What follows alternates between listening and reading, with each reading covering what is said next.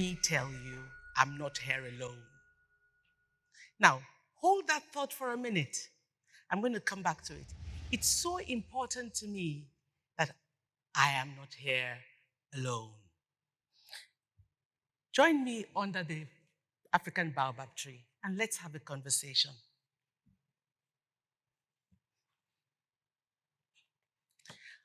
My name is Boluwatife. I was born into an upper middle class family in Lagos. I shall not tell you how many years ago, but you can guess. Women in Africa have come a long way, haven't we? Where are the women of Africa? We have come a long way. Woo! We have come a long way, haven't we?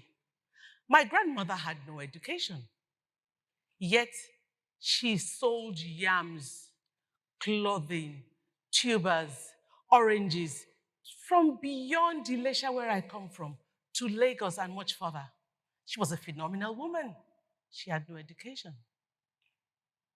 My mother had some education, but at the time she died president of the Copyright Council of Nigeria. Even men had to respect my mother. I have education. I come from an upper middle class family. I'm not about to share with you the stories of woes of Africa. You can find that on CNN and BBC. But I had education and I graduated as a doctor. I was tutored in your style of education, Western style of education in 1960s and 1970s in Nigeria. I'm a graduate of Harvard University. I'm a graduate of London School of Hygiene and Tropical Medicine. I'm a physician. And like Sarah said, I've sat on many boards. I've sat on boards of WHO, polio. As a young girl, I was very curious. I wanted to know everything, and I drove my father simply crazy. But I got to a stage in my life when I became a powerful I. I was indeed a powerful I. I had done everything and much more that was expected of a poor African child, a girl child for that matter, who was called by our grandfather, Oluwafumilola, God has given to me wealth. It was such a lonely place for me at that time, and I had so many changes occurring in my life. My organization had grown. We were transiting from the Millennium Development Goals to the Sustainable Development Goals. I was beginning to feel inadequate in myself in spite of that power. I had to talk to the private sector. We were changing the models of my organization. I was really in a very lonely place. I didn't feel the strength in my power. I didn't feel I was anything, in spite of what everybody else said to me. And so the first self-love, like my colleague has said, is that we must love ourselves. We must find ourselves. But when you find yourself, what you gonna do with it? So I was in a what you gonna do with it mood. And my niece, my sister, my friend, came visiting to Nigeria. Now, if you know who that is, you will know she doesn't take no for an answer. Remy. Can you stand up, Remy?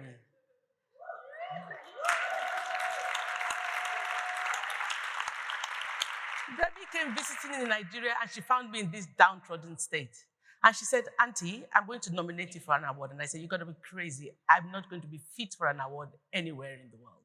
She didn't take my answer, and she nominated me to be part of a group of fantastic women who found my mojo again.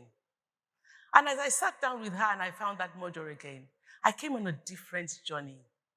I remembered my mother and my first lesson in leadership. Who knows fried plantain? Does anybody know what fried plantain is? Fried plantain is a delicacy of an African household. My brother stole my fried plantain. He had the audacity to steal my fried plantain. And I taught him a lesson. I beat him up. And my mother watched me beat up my brother. And she sat me down later to ask me if I found any satisfaction in beating up my brother. Then she said to me, nothing was more important than my brother. She introduced me as a young child So the African principle of Ubuntu, I am because you are. Ajoje Udun. Then you come. How can I be full when my brother is hungry? How could I have beaten up my brother? The essence of leadership is community, it's purpose, it's reaching out to others. And so nothing is more important than your brother. Nothing is more important than the leadership role your birth and history confers on you. Nothing is more important than Ubuntu. That lesson stayed with me for the rest of my life. And as I reconnected with Remy reconnected me with the Ubuntu. I also sat down and recollected many times in the past when I was down and out. And again, I'd like to recognize Mrs. Florence Ajimobi.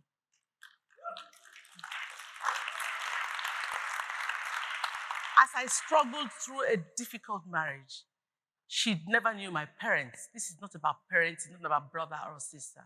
She was just the lady next door. And she would bring food to my children and I so that we could survive. And she would encourage me through that time in a very difficult marriage. I recollected when my daughter was dying in hospital. She had malaria. And we all sat down there hoping for the best, although we knew that it was going to be difficult, and indeed it was difficult.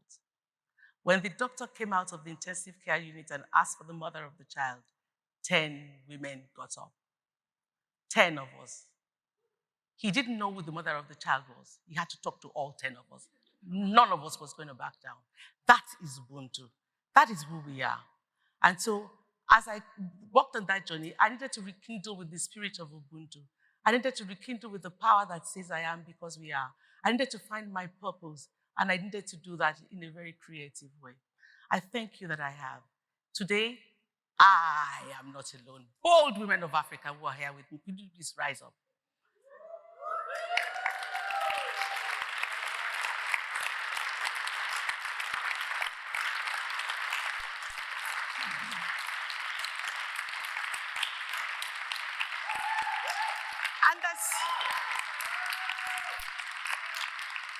And as you look at us, and you look at us and see us, we represent a new Africa. We represent the Africa we want you to connect with. We represent an Africa where women are revered and respected. We represent an Africa where women are educated. We represent an Africa where women are powerful eyes in their own selves. But well beyond that, we represent an Africa where we is our strength, and we is our community, and Ubuntu is our purpose. I also stand before you dressed as a woman of Africa. I bring you compliments of His Imperial Majesty, the Arole Odua, the King of the Source, who also supports women to be the best they can be, and also asked me to send these regards to you. So what have we done? You know, I said to you, so what? So what? So we found power, we found strength. So we created the Bold Pathfinding Women of Africa to share this with not only African young people, but also communities everywhere. As I continued my journey in the West, I realized that I also had community here. You are community. You have grown in your power. You have grown in power of I, but have you lost the we? Can we find the we together? So Africa brings to you the we, the power of we, to connect to purpose. You cannot really be strong in your purpose until you connect the power in yourself to the strength in your community and the vision of your purpose. I invite you to to help us to amplify this message. Connecting power, strength, and purpose is what builds lives, it's what builds communities, it's what strengthens nations, it's what strengthens organizations. I have found the benefit in my life. I have also found the benefit in my organization. I'm calmer. Oh gosh, that's really a big plus to everybody around me. I'm calmer, I'm more purposeful, I'm more collegial, and I work with communities all over Africa, sharing strength, sharing power, and now connecting purpose. We are going on the co-creation journey. As many of you as want to join that co-creation journey, woman to woman, north to south, please join us in the co-creation journey. We will welcome you and we will share all our beautiful fabrics with you. Finally, we shall also be looking to sharing our knowledge and creating new coaching mechanisms, new coaching courses that take on the power of Ubuntu, bring on the power of community, and yet does not lose the power in I. With this, I thank you for your attention and look forward to seeing you in Lagos.